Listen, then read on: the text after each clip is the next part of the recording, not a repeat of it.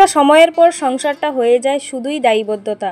সংসার সামলানো, ছেলে মেয়ের দায়িত্ব পালন করা, সবার মন রাখার চেষ্টা করা, এভাবেই কেটে যায় সংসার জীবন। মনে হয় সব কিছুই চলছে শুধুমাত্র অভ্যাসের বাইরে কিছুই না, বা একটা দায়বদ্ধতা যেটা আমরা চাইলেও এড়িয়ে যেতে পারি না। গুড মর্নিং এভরিওয়ান, কেমন আছে তোমরা সবাই? পিয়ার বেঙ্গলি ব্লগ চ্যানেলের আরও একটি নতুন ব্লগে তোমাদেরকে সবাইকে জানাই অনেক অনেক স্বাগত। আমি প্রীতি ফ্রম ইন্ডিয়া, আসাম, গুয়াহাটি থেকে একটা ছোট্ট ব্লগ তোমাদের সঙ্গে আজকে শেয়ার করব এই চ্যানেলে। আমি অনেক দিন ধরেই, তোমরা জানো, আমি কোনো ব্লগ ভিডিও শেয়ার করি না, তো আজকে একটা ব্লগ ভিডিও শেয়ার করছি। তোমরা অবশ্যই আমার পাশে থাকবে আর আশা করি পুরো ব্লগটা দেখবে, তোমাদের একটু হলেও ভালো লাগবে। তো চলো ব্লগটা শুরু করে দিলাম। সকালবেলা সকালের কাজকর্ম সেরে সকালের খাওয়া দাওয়া হয়ে গেছে, আর দিনটা ছিল রবিবার প্রায় বেজে গেছে 7:30 8টার মতন। তখন আমি সকালের খাবার দাবার সেরে তারপরে এই যে বিছনা গোছাতে চলে এসেছি। সবার আগে বিছনাটা গোছাতে হয়, কিন্তু কি বলতো, যে রবিবার বলেই কিন্তু সবাই একটু দেরি করেই ঘুম থেকে ওঠে। তো আমি সকালের কাজকর্ম সেরে সকালের খাবার দাবার রেডি করে সবাইকে খাইয়ে দেই, তারপরে এই যে ঘর গোছাতে আসলাম। তারপরে তো আবারও রান্নাবান্না আছেই দুপুরে। তো এই যে আমি দেখো বিছনাটা সুন্দর করে গুছিয়ে নিলাম। বিছনাটাই তো আমাদের মেন, বিছনাটা মানে ঘর গুছানোর সবার আগে বিছনাটাতেই আমরা কিন্তু হাত দিই।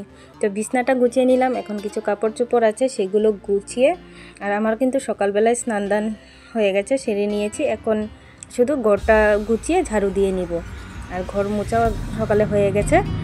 তো চলো এই যে বিছনাটা গুছিয়ে টুছিয়ে একটু জিনিসপত্রগুলো গুছিয়ে মুছে টুছিয়ে নিলাম। তারপর চলে যাব সোজাসুজি রান্নাঘরে, কারণ রবিবার মানেই সকালবেলা রান্নাবান্না নেই, একবারে দুপুরে রান্না হয় আমাদের। তো বাজার থেকে কি এনেছে বাজার করা হয়ে গেছে, বাজারে চলে গেছিলো সকালের খাবার খেয়ে। আর এদিকে দেখো আমার বড় মেয়ে তার বইগুলো গুছিয়ে তোমাদের দেখাবে পরে। তো চলো দেখো সকালে যে খাবার রেডি করে দিয়েছিলাম, কিন্তু বাসন টাসন ধোয়া হয়নি, বাসন পড়ে রয়েছে। আর এদিকে দেখো ছোট মাছ কতগুলো নিয়ে এসেছে। এই মাছগুলো কাটতে তো বেশ খানিকখানি সময় লাগবে। তো মাছগুলো কেটে তারপরে আমি বাসন কয়েকটা ধুবো, আর কি বাজার এনেছে সবটাই তোমাদের সঙ্গে শেয়ার করব। তো চলো আগে মাছগুলো কেটে নিই। এই মাছগুলো কাটতে কিন্তু অনেকটা সময় লাগবে। আমি মাছ কাটছিলাম আর আমার বড় মেয়ে একটু ভিডিও করলো। দেখো মাছগুলো কাটছিলাম, কারণ আমি একা হাতে নিজেই ভিডিও করি, এক হাতে ধরে আর আমার ভিডিও করে দেওয়ার লোক নেই। এই যে মেয়ে একটুখানি ভিডিও করলো, সেটাই তোমাদের সঙ্গে শেয়ার করলাম। তো আমার ভিডিও করে মাছ কাটা, তারপরে চলে এসেছে সে যে গুছিয়েছে তার বইগুলো, সেগুলো দেখাতে। তো দেখলে খুব সুন্দর করে গুছিয়ে নিয়েছে। চলো আমার মাছ কাটা হয়ে গেছে। এখানে তো মাছ ধুবো, কিন্তু বাসনের জন্য ধুতে পারবো না, তার আগে আমি বাসন কয়েকটা ধুয়ে নিই। আর আগের বাসন কয়েকটা গুছিয়ে নিলাম জায়গা মতো, এখন বাসন কয়েকটা ধুয়ে তারপরে মাছগুলো ধুবো। এই যে সংসারের সব কিছু সামলাতে আমরা ভুলেই যাই, এই নিত্যদিনকার অভ্যাসের বাহিরে আমাদের নিজেদেরও একটু সময়ের দরকার। শুধুমাত্র অভ্যাসের নিয়মে কিন্তু সংসার চলে না। একসঙ্গে হাজারটা রাত কাটানোর পরেও অনেক কিছুই জানার বাকি থেকে যায়।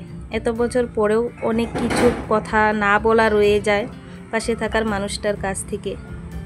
এত বছর পরেও কি দুজনের মাঝে ভালোবাসার অভাব বোধ হয়? ভালোবাসার তীব্র অভাবে হাহাকার করতে থাকে কিছু সম্পর্ক। কিন্তু ওই যে বললাম, দায়বদ্ধতা আর ভালোবাসা এবং নির্ভরতায় কাটুক আমাদের প্রতিটি সম্পর্ক, আমাদের প্রতিটি সংসার। একে অপরের প্রতি কতটুকু ভালোবাসা আছে সেটা জানার কিংবা বোঝার দরকারই পড়ে না সংসার সামলাতে, তাই না বন্ধুরা? সংসার করতে এসে মানুষ কত কিছুই ছাড় দেয়, প্রিয় অপ্রিয় কত কিছুর সাথেই মানিয়ে নেওয়ার চেষ্টা করে। তারপরেও একটা সময় এসে নিত্যদিনকার সেই সংসারে নিজেকে আর খুঁজে পায় না। সবাই যে যার মতন ব্যস্ত হয়ে যায়, অপ্রয়োজনীয়তা আর একা হয়ে যায় সেই মানুষটাই, তাই না? যাই হোক, অনেক কিছুই বললাম, সংসারে থাকতে গেলে অনেক কিছুই মানিয়ে নিতে হয় আমাদের। তো চলো তোমাদের সঙ্গে দেখো কথা বলতে বলতে আমার বাসন কয়েকটা ধোয়া হয়ে গেছে, এখন মাছগুলো ধুয়ে নেব। তো এখানে একটু ভালো করে পরিষ্কার করে নিচ্ছি, যেহেতু এখানেই মাছগুলো ধুবো।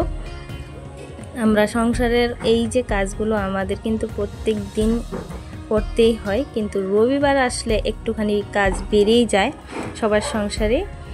এই যে দেখো মাছগুলো একদম কেটে বেছে রেখে দিয়েছি একটু নুন মাখিয়ে। এখন ভালো করে পরিষ্কার করে নেওয়ার পালা। তো চলো ভালো করে আগে পরিষ্কার করে নিই, তারপরে আরও সবজি এনেছে, আর সঙ্গে মাংস নিয়ে এসেছে। কারণ এক মেয়ে মাছ খায় না, আমার ছোটো মেয়ে মাছের গন্ধও শুনতে পারে না, তার জন্য মাংস তো আনতেই হবে। তো মাংস নিয়ে এসেছে, আর সঙ্গে দেখো অনেক কিছু বাজার। তাল খাওয়া হয়নি এই বছর, তাল নিয়ে এসেছে, কাটি কচু নিয়ে এসেছে, লাউ, তারপরে বড় কচু, ঝিকে, লঙ্কা, টমেটো, আর কিছু সবজি খুলে আর তোমাদের দেখালাম না। চলো মাংসগুলো একসঙ্গে ধুয়ে নিই, তারপর রান্নাও বসাতে হবে। সকালবেলা বললামই তোমাদের, সকালে আজকে রান্না হয়নি। প্রত্যেক দিন সকালবেলা আমাদের রান্না হয়ে যায়, কারণ মেয়েদের স্কুল থাকে, ওদের পাপা নিয়ে যায়, একসঙ্গে বেরিয়ে যায় কাজে, তাই সকাল সকাল রান্না সেরে নিই। আর রবিবার যেহেতু একটুখানি টাইম পাই সকালের রান্না থেকে, কিন্তু এই যে সকালের ভারী খাবার করা হয়। আজকে সকালে একটু ভারী খাবারে চাউমিন করে দিয়েছিলাম মেয়েদেরকে, তার সঙ্গে আমরা দুজনেও একটু একটু খেয়ে নিয়েছিলাম। সকালের খাবার হয়ে গেছে। তারপর দেখো সব কিছু গুছিয়ে আমি রান্না বসিয়ে দিয়েছি। ভাত একদিকে বসিয়ে দিয়েছি, ভাত হচ্ছে, আরেকদিকে চালতার টক করব। সর্ষে সম্বাসে দিয়েছি, সর্ষাগুলো তো কড়াইয়ের মধ্যে দেওয়ার সঙ্গে সঙ্গে উপরে উঠে আসে ছিটে, তার জন্যই দেখো আমি ঢেকে দিয়েছি। ঢেকে দেওয়ার পর যখন সর্ষাটা হয়ে গেল একটু কালো কালো, তারপরে এই যে আমি মাছগুলো দিয়ে দিচ্ছি।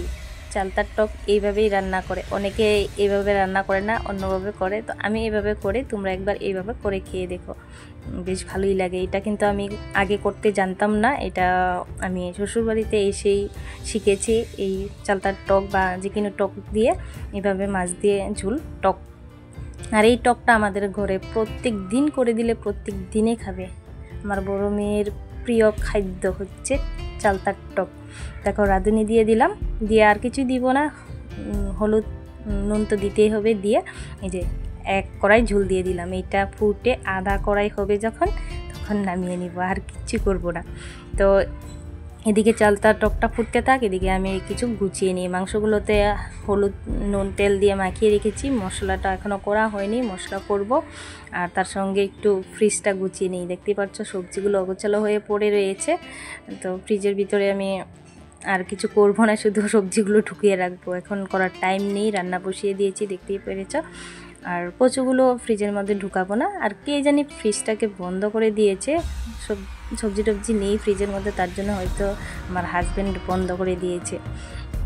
তো ফ্রিজের সুইচটা দিয়ে আর তালটাকেও ঢুকিয়ে রাখবো, আজকে আর করবো না। যেহেতু আজকে তোমরা অনেকেই জানো, মানে রবিবারের ভিডিও, তো রবিবার রাত্রেবেলা চন্দ্রগ্রহণ লেগেছে, তো আজকে আর কিছু করব না। পিঠাগুলো করলে থাকবে, সেগুলো আর খেতে পারবো না। আর রান্নাবান্নাগুলো একটু কম কম করেই করছি, যেহেতু চন্দ্রগ্রহণ লাগবে। যা খাবার খাবো দুপুরবেলা, আর যা থাকবে রাত্রেবেলা হয়ে যাবে। আর মেয়ের পাপায় যাবে হচ্ছে কীর্তন আছে তাদের, তো কীর্তনে গেলে সেখানে খিচুড়ি টিচুড়ি খেয়ে আসবে। বেশি কিছু করলে আবারও থাকবে, তার জন্য কম কম করে রান্নাবান্না করব। তার আগে আমি ফ্রিজটা গুছিয়ে নিচ্ছি। দেখতেই পাচ্ছ ফ্রিজ গুছানো হয়ে গেছে। এই যে বললাম বন্ধ করা ছিল, তার জন্য জল পড়ছে, তো একটু জলটা মুছিয়ে দিচ্ছি। দেখো, আর ফ্রিজটা এখন আর পরিষ্কার করব না, পরে একদিন করব। তো চলো, এদিকে দেখো আমার টকটা হয়ে গেছে, এদিকে গুছাতে গুছাতে এদিকে ফুটে একদম আধা কড়াই হয়ে গেছে। তো যাই হোক, টকটা হয়ে গেছে, এখন মাংসটা রেডি করে বসিয়ে দেবো। সব কিছু রেডি আছে, শুধু মশলাটা করব, করে বসিয়ে দিব। বললামই তোমাদের, আর কিচ্ছু করব না আজকে। আর কারা কারা চন্দ্রগ্রহণ বা সূর্যগ্রহণ লাগলে এই নিয়মগুলো মানো, আমাদের কিন্তু এই নিয়মগুলো মানা হয়। যদি লাগার আগে আমরা যাই রান্না করি, সেগুলো আমরা শেষ করে দিই, পরে আর রান্নাবান্নাগুলো খাই না। তারপর হচ্ছে সব কিছু ধুয়ে মুছে স্নান টান সেরে পরে আবারও রান্নাবান্না করি, বা পরে নতুন করে খাবার করে খাই। করে রাখা রান্না খাবার আমরা ছাড়ার পর খাই না, যেহেতু এটা ভারতের দৃশ্য, তো এটা আমাদের মানতেই হবে। বাচ্চা কাচ্চা আছে, বুঝতেই পারছো, যদি কিছু হয়, বড় ওরা বলে থাকে যে গ্রহণ লাগলে এগুলো খাবার খেলে, রান্নাবান্নার খাবার থাকা খাবারগুলো খেলে বাচ্চাদের অসুখ বিসুখ হয়, তো সেগুলো শুনে আর সেগুলো বাচ্চাদেরকে দিতে ইচ্ছা হয় না, বা নিজেরাও খেতে ভালো লাগে না।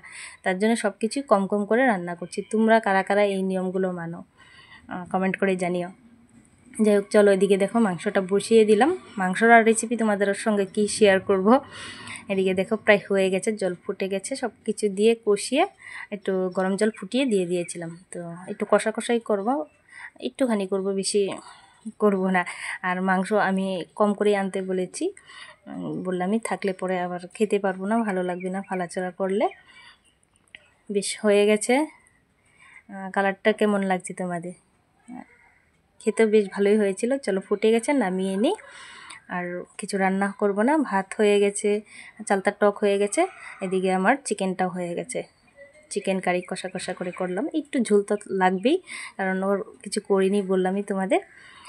তো কালারটা কেমন হলো সেটা জানিয়ে। তো চলো এখন রান্না হয়ে গেছে, কিছু কাজ এগিয়ে রাখি। গ্যাসটা একটু ভালো করে মুছে রাখবো, যা কিছু ধোয়ার কিছু ধুয়ে রাখবো।